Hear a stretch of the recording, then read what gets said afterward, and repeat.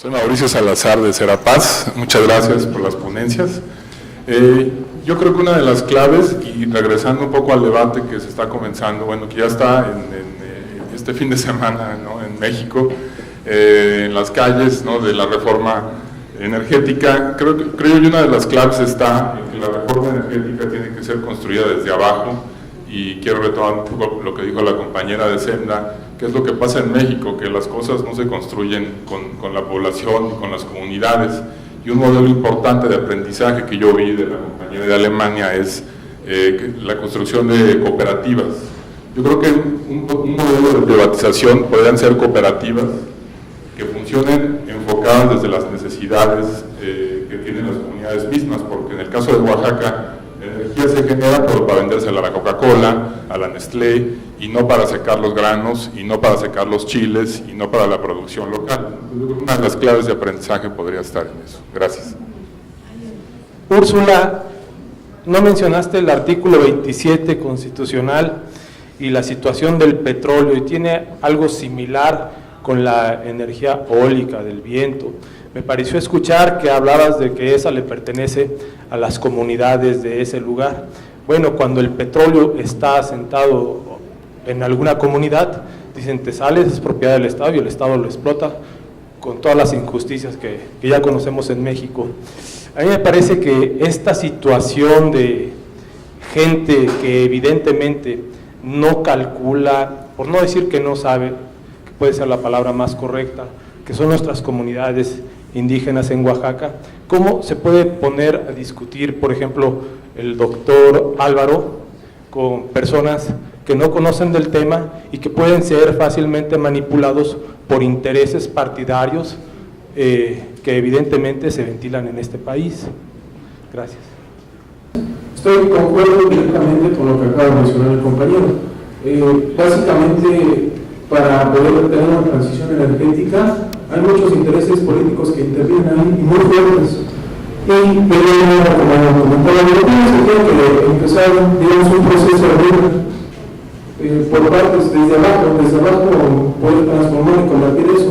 Ahora, lo que decía Úrsula, en cuanto a la participación de la gente, es mucho más fácil en comunidades rurales convencer y trabajar con la gente. ¿Por qué? Porque si te vas a comunidades urbanas es más difícil convencerlos. ¿Por qué? Porque la gente está tan acostumbrada a desperdiciar la energía que en comunidades rurales está más limitada, y ellos lo ven como una ventaja. Incluso en ocasiones a mí me ha tocado la oportunidad de colaborar con calentadores solares y es mucho más fácil la gente, no tanto en cuanto a proyectos masivos, sino digamos, se puede algún subsidio de algún gobierno puede calentador solar, como ya se ha hecho a cada persona o cada habitación, y no hay tanto se trabaja en cuanto a impacto ambiental y concientización de la gente.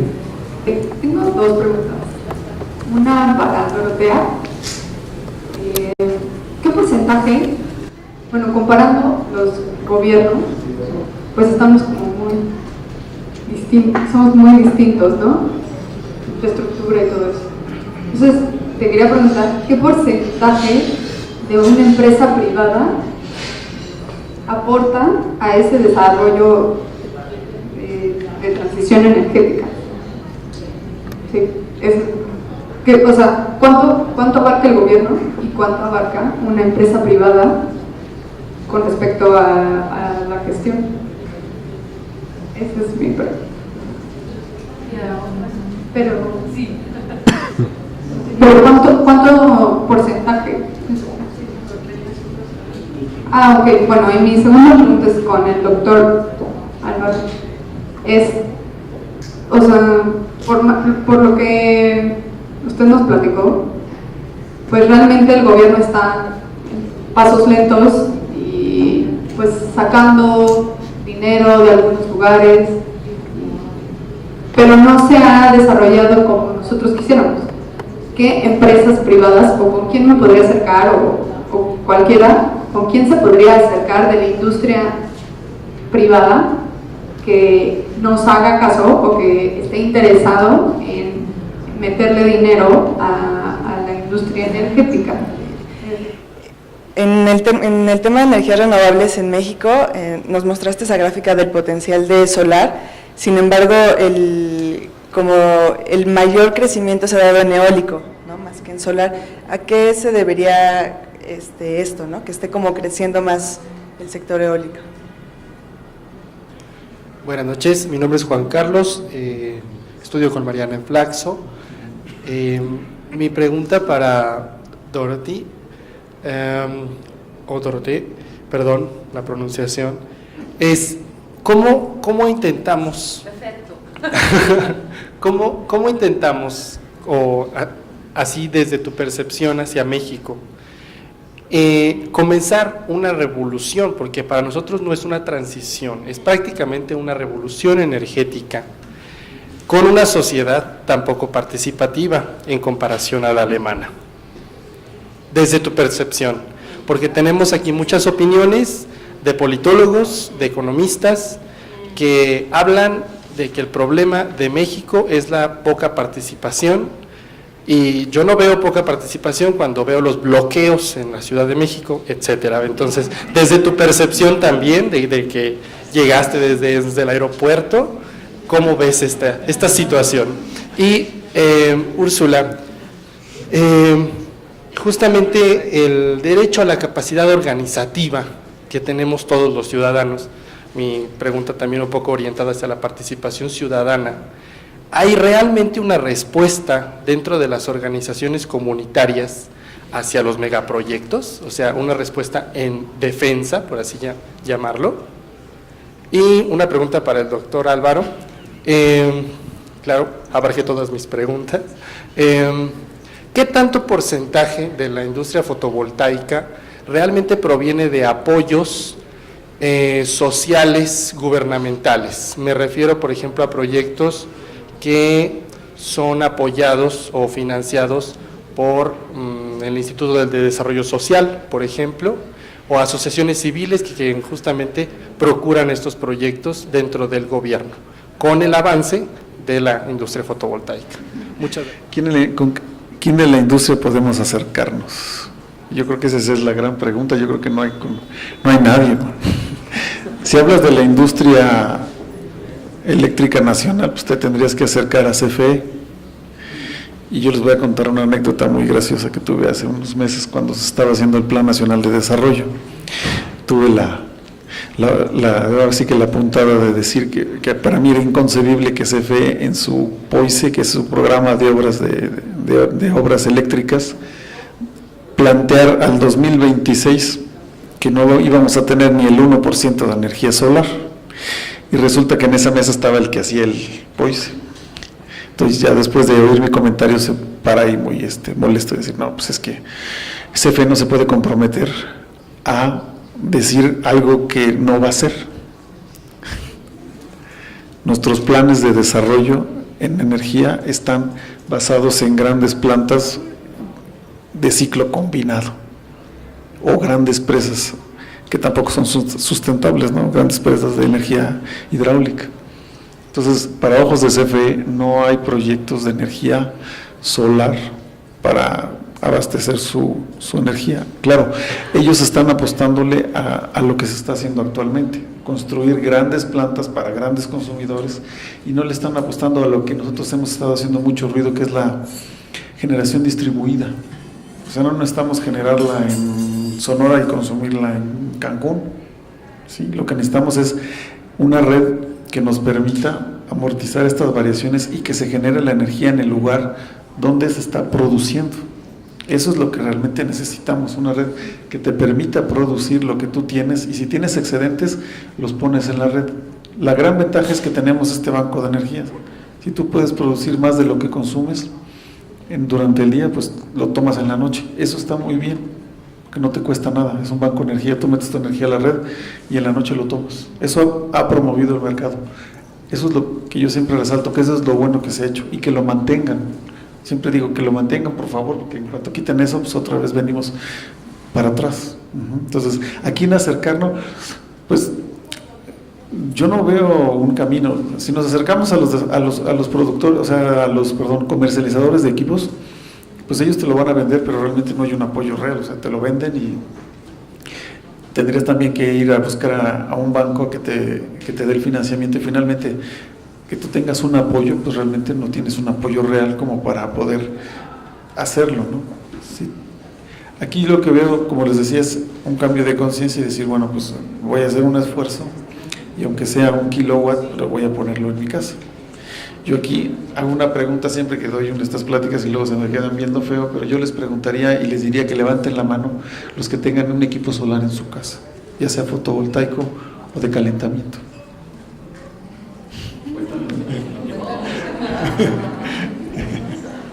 Bueno, ya somos 3, 4.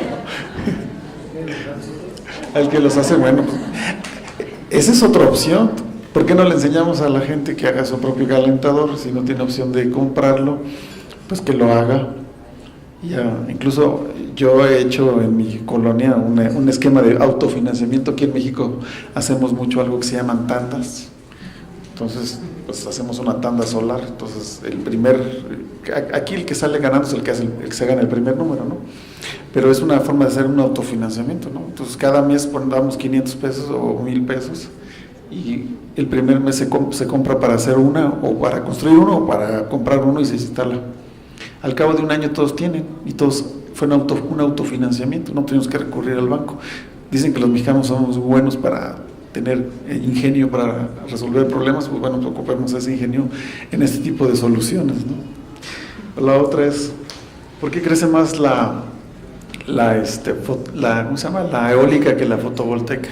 Pues por cuestión de precios, porque en este esquema de los grandes proyectos, lo que CFE te saca en sus licitaciones, ¿a qué precio me vas a vender la electricidad o qué precio es competitivo?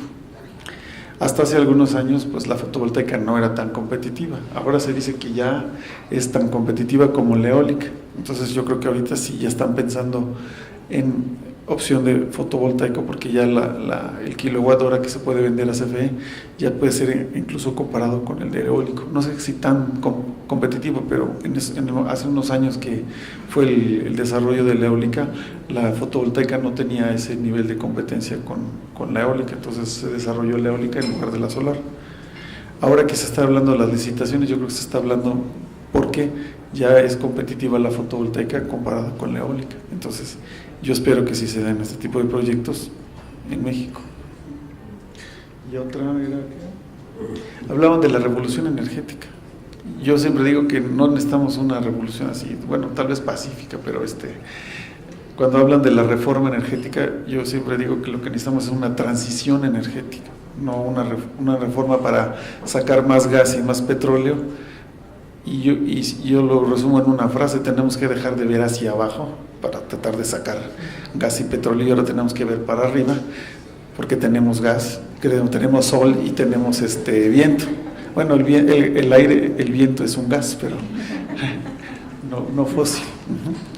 No sé si hay algo que se me haya escapado o necesitamos algo más. Lamento no haber contestado tus preguntas. Bueno, el artículo 27 no lo toqué porque me da mucho dolor de cabeza. Pienso que lo que intenté fue de una manera un poco más, pues menos abogadesca, más socializable, tratar de explicar qué es lo que veíamos como la parte de defensa del SEMDA como problemas. Y creo que además es un problema que no es específico de la energía eólica o de la infraestructura eólica, es un problema que se repite en cualquier tipo de proyecto en donde implica pues la construcción de cualquier infraestructura. En cuanto a lo que haya mencionado como propietarios de recursos naturales, era un poco tratar de pues enfatizar cuál era el problema en cuanto a que el acercamiento con la población no es con una población, digo, no por decir que son anormales, pero no es una población como nosotros, que tiene un grado de entendimiento de determinados movimientos o de determinadas situaciones que tal vez para una comunidad indígena que vive bajo sus usos y costumbres, pues que tú le vengas a hablar de la energía eólica, pues a ellos ¿qué les importa? O sea, ellos viven perfectamente bien con su manera de concebir el mundo. Entonces, pues era un poco tratar de enfatizar esta distinción cultural que hay y la problemática que existe en México, por decir problemática, que ni el gobierno, ni los inversionistas, ni los que están proyectando o que se están pensando estos proyectos, los idean o los conciben desde una cuestión o pensando en dónde van a ir a instalar esos proyectos, ¿no? O sea, ya no se trata de si la zona es buena o mala porque hay aire o hay sol, sino es buena o mala o cómo le voy a hacer para planearlo con la población que está ahí con sus características. Lo que lleva a la otra parte de cómo se entiende un doctor o un ingeniero con una comunidad agraria, con una comunidad indígena o con un abogado, ¿no? O sea, que yo entienda cuando hablan los técnicos, ecólogos o los biólogos, y creo que es una cuestión de profesiones. Creo que por eso hay que intentar pues empezar a tratar de bajar nuestro lenguaje para hacerlo entender, pero precisamente necesitamos estos canales de diálogo, necesitamos mejorar estas vías, necesitamos crear este interés en la población y no llegar y tratar de imponer el proyecto porque pues es lo que yo pienso que a ti te beneficia.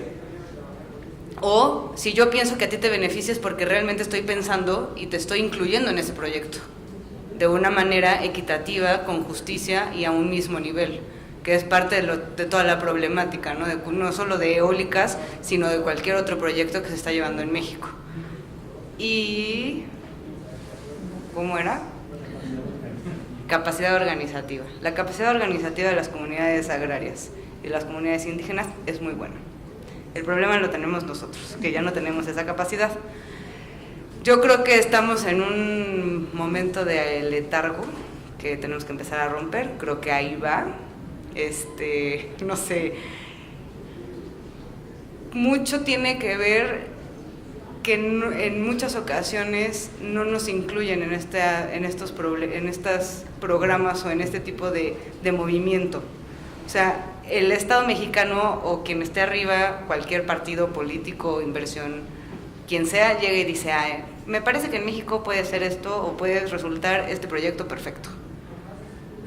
O ya descubrí que existe una planta medicinal, porque es en cualquier en cualquier situación. Creo que si se informa, si se comunica, si tenemos estas vías abiertas, podemos empezar a romper con este letargo y poder empezar a generar mayor organización. Yo no sé cuántos de ustedes hayan tratado en su colonia de parar algo que les molesta, un cambio de sentido, que les pusieron un no estacionarse, que les cerraron una calle. Al principio todo el mundo se queja, pero si le dices, ok, vamos a la delegación, nadie quiere. Pero ese nadie quiere tiene una razón. O sea, nadie quiere porque cuando vas no te pelan y pueden pasar 5 años y sigues igual. Pero entonces, pues creo que es parte de los que estamos como en las organizaciones o de este lado que todavía tenemos ese ánimo de irnos a pelear a la delegación, pues tratar de mostrar que además de que es nuestro deber como ciudadanos pelearnos tenemos que exigir y hacer que la autoridad cumpla. ¿No? Yo me tardé mucho, no hicieron lo que yo quería, pero por lo menos me contestaron. Me tuve que ir al amparo, pero lo logré. Entonces, creo que es parte de esta molestia, ¿no? Y es parte de este doble juego que tenemos que jugar, por un lado exigiendo, por el otro lado participando, pero no diciendo que porque ya participé, ahí quedé, sino seguir y tratar de que los que están a nuestro alrededor se empiecen a contagiar y piensen que pues sí puede pasar esto.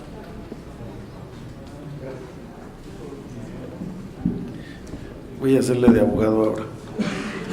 No, bueno, ahora esa es mi visión, no voy a decir que la visión de la asociación, es mi visión.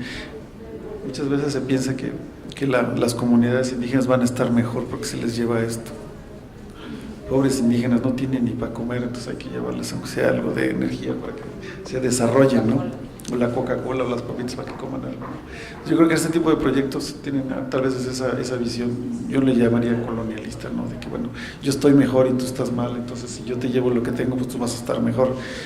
Yo creo que en ese sentido tenemos que acercarnos a las comunidades, conocer sus necesidades y realmente lo que se aporte sea un beneficio para ellos, no pensar en nuestro beneficio y bueno, y también les va a tocar algo a ellos, ¿no?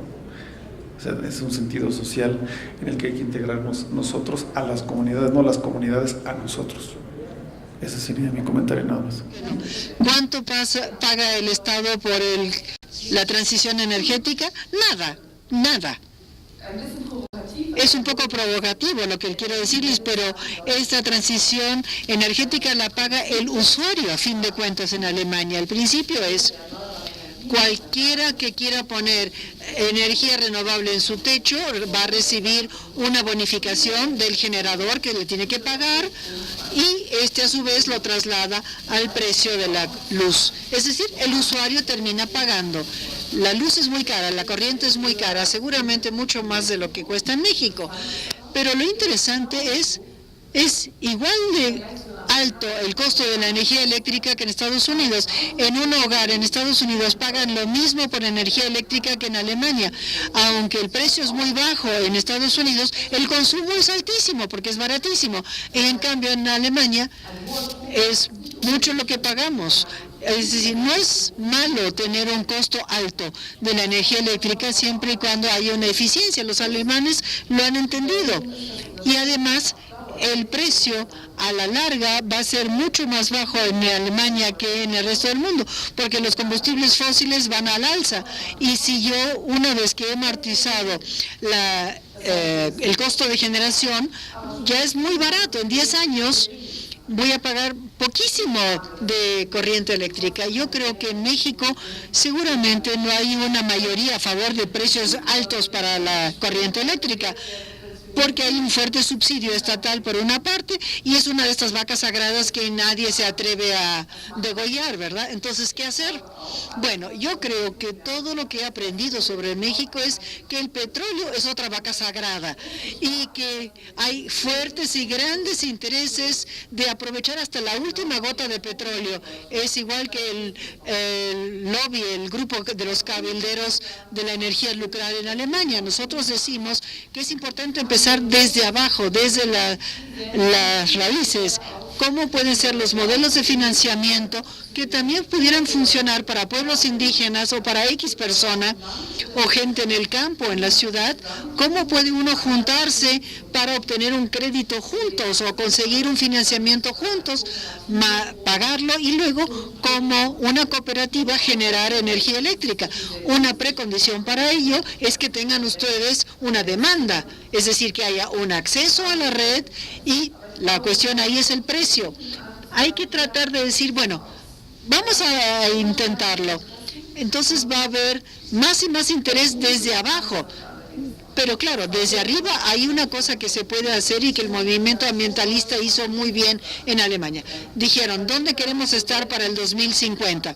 Nuestro modelo también va hasta un horizonte de 2050, pero si tenemos una visión de hacia dónde queremos ir, no vamos a decir, bueno, vamos a darle otra oportunidad a los combustibles fósiles. No, todo esto requiere de tiempo, hay que construir la infraestructura, esto no se da de la noche a la mañana. El día que se agotó el petróleo, 25 años o cuando sea, ¿dónde va a estar México parado? Ese es el debate que sí se puede llevar a nivel político y que desde ahora debería de empezarse. Es presión desde arriba y presión desde abajo.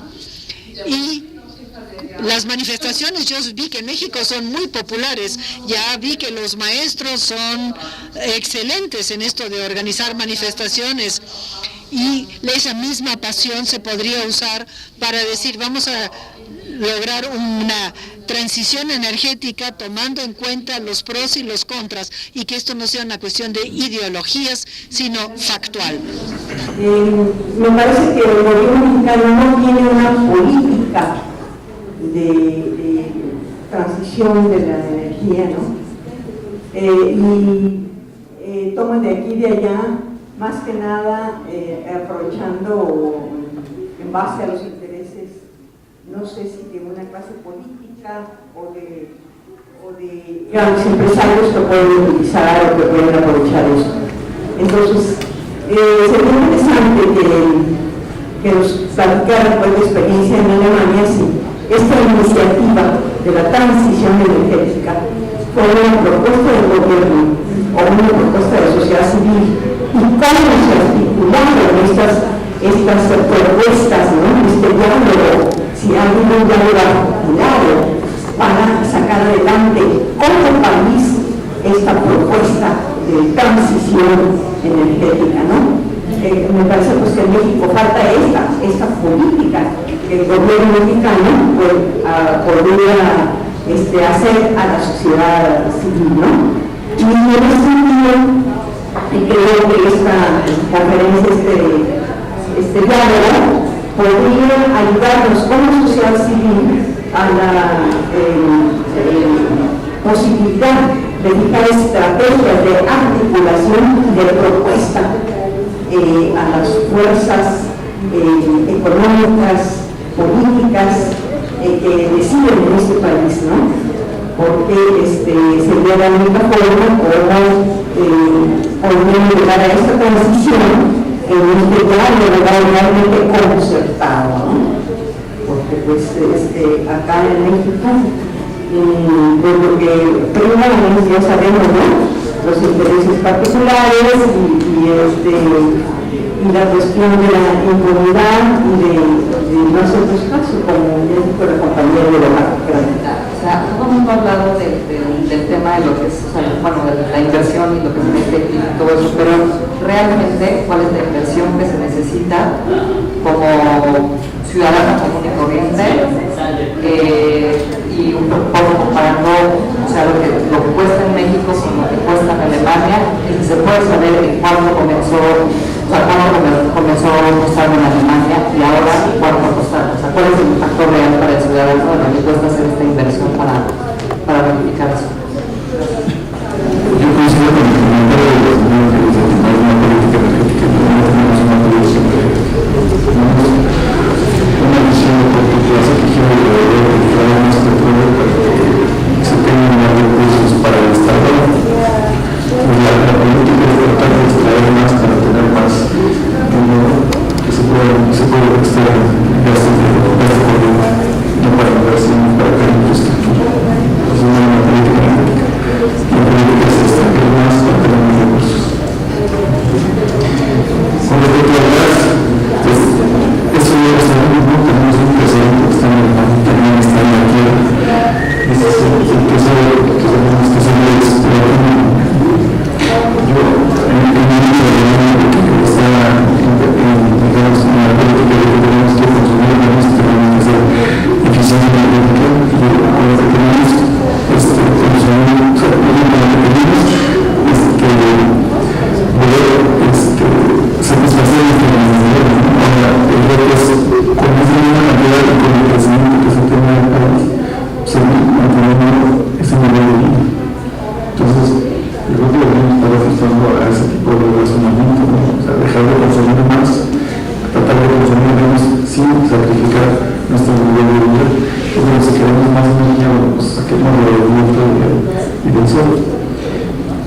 Ambientalmente, el fracking para sacar el gas es un desastre ambiental, pero está prohibido en Francia y en otros, incluso en el estado de la Unión Americana está prohibido. Entonces, ambientalmente el consumo de agua que se requiere es enorme y el daño ambiental de los malos recursos es también muy importante. Además de que se sacan, a veces se saca hasta material radioactivo y venenoso, ¿no? Se sacan algunos metales pesados, se sacan como muchas cochinadas que no necesitamos que se sacan, que se queden ahí. ¿Sí? Y con respecto a los deberes, con respecto a los deberes de la reforma energética, yo veo el problema, ¿no? De la reforma energética, se dice que se va a tener un inversionista que va a sacar el petróleo en sociedad con Pemex, pero realmente el que le va a comprar el petróleo es Pemex, porque la distribución y la venta depende de Pemex. Entonces, ¿dónde va a estar ya la solución al problema? El problema podría ser, la solución podría ser que el mismo socio de Pemex ve cómo le hace para vender el petróleo y lo vendemos a lo mejor precio. Entonces, el comprador es Pemex, pues allí va a haber cosas muy extrañas, ¿no? Se lo compran a un precio altísimo, porque se sacan ganancias y luego no lo repartimos, ¿no? Entonces, ¿quién va a pagar esas? ¿Quién va a empezar esa relación entre el precio y los Pemex? Y la otra es, algo que no se toca en el tema, pero se los dejo para que lo investiguen, es el pasivo que tiene Pemex de sus pensiones. necesitan dinero para poder sacar ese pasivo de pensiones. Eso no se maneja.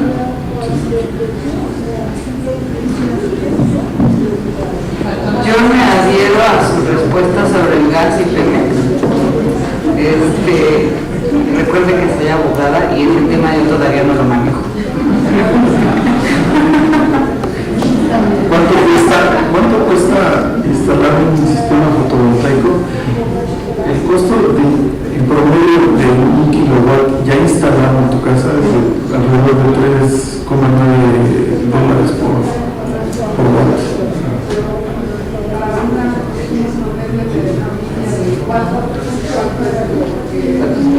¿Cuántos pesos?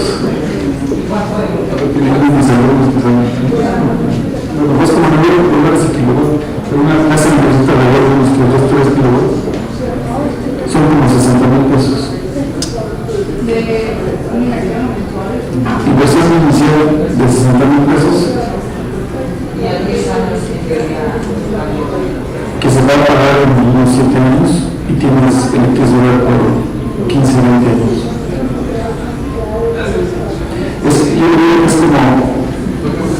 Yo creo que es como comprar toda la electricidad que corte en el primer año. El gran beneficios que vas a tener en los siguientes 7 años ya no te va a costar tanto. Es igual que una solar térmica. Una solar térmica te cuesta alrededor de $13,000 a $15,000 dependiendo del tamaño de la instalación. Y tienes es como comprar 20 tanques, unos 5 tanques de gas por adelantado y después tienes ese beneficio a lo largo del tiempo. Después de Chernóbil, por ejemplo, las madres contra la energía nuclear hicieron todo un movimiento que estuvieron a favor de las energías renovables y empezaron a decir, nosotros vamos a hacer una cooperativa, vamos a hacer una iniciativa ciudadana donde queremos comprar la planta eléctrica, y eso fue en los 80s. Luego una coalición rojo-verde. El Partido Verde viene de este movimiento de una ley de retroalimentación a la red. Luego vino un Partido Conservador y el lobby de los nucleares logró que se echara marcha atrás algo. Luego vino Fukushima, la presión popular otra vez aumentó y cientos de miles tomaron las calles en manifestaciones diciendo queremos acabar con esta medida política. El estado más conservador, donde se hace el Mercedes-Benz, donde hace 50 o 60 años los conservadores estaban en el gobierno, se escogió un gobernador verde como reacción a la política energética de Angela Merkel, y esto sí le hizo escuchar pasos en la azotea a Angela Merkel. Es decir, es una lucha, una pugna que no ha acabado. Esto hay que luchar para que no se eche marcha atrás. Y esto fue por la voluntad popular. Y lo mejor es cuando todos se empiezan a unir, a convencer. Y cuando la gente está convencida, empezar desde abajo. Costa depende fuertemente de dónde en Alemania voy a poner mi panel solar, ¿verdad? Si quiero una planta eólica, ¿qué tan grande? Cuesta entre 4.000 o 5.000 euros para una casa unifamiliar. Hace 10 años era el doble o 3 veces más el costo.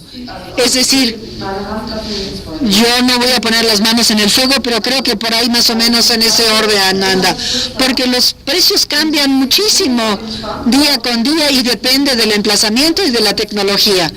Así que yo sé el costo por kilowatt hora, pero no el costo total.